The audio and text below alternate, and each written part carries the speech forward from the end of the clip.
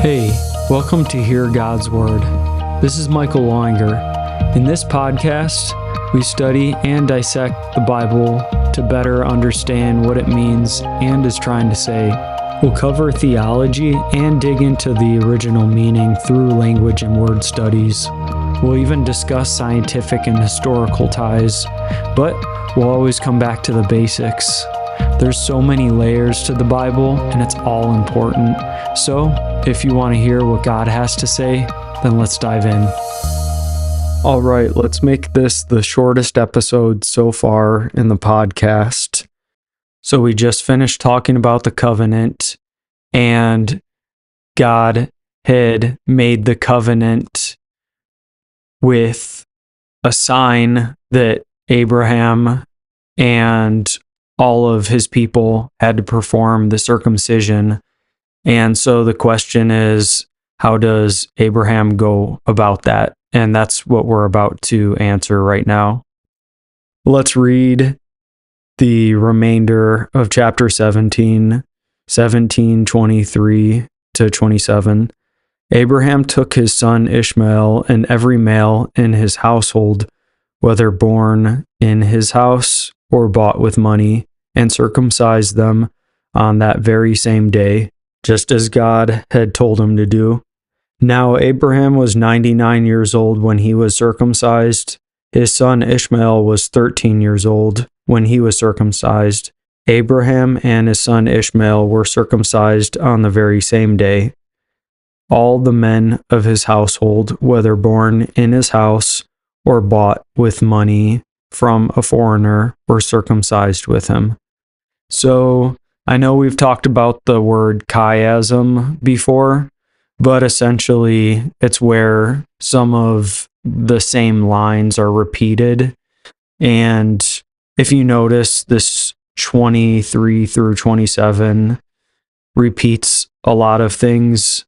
Number one, we already talked about in verse 12, it talking about every male in the house after 8 days old, whether a born into the family person or a foreigner or someone who's bought with money. Either way, no matter what, if they're going to be part of the family, then they have to get circumcised. And in verse 23 and in verse 27, it says all the men of the house, whether born in the house or bought with money from a foreigner. So literally it opens and ends with saying that that's what they did. And in the middle, it talks about Abraham's age, 99 years old, and it specifies he was circumcised too. So we get some questions answered. Did Abraham do it right away? It says Abraham took his son and every male in the house and circumcised them on that very same day. So the day that God had done all this with him, he didn't waste any time and he didn't procrastinate or try to explain away or debate within himself whether or not he was going to go through with this. He just went ahead and did it. And of course, he may have thought for a second, well, this isn't going to be fun, asking every grown man in the house to cut off the skin of their private part. And of course, it's not the whole private part, but it's the flap skin part. So we won't go any further into detail. But again, you can see that it's emphasizing the point, especially when it has the chiasms. What begins and ends really makes a big deal about what the point of the whole thing is about. If it begins and ends, that's what it is trying to emphasize.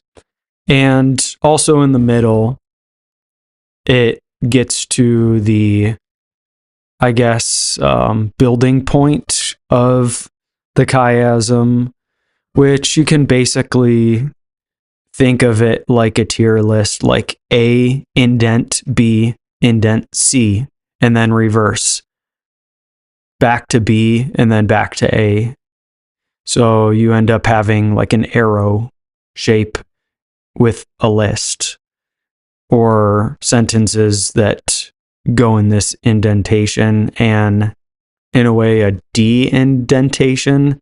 So Ishmael's circumcision at the age of 13 is stated. And so is it possible that because he wasn't circumcised at 9 years old, that he's not going to be the heir? And if God really wanted him to be, it would have happened at that time? I don't know, but that could be a hint.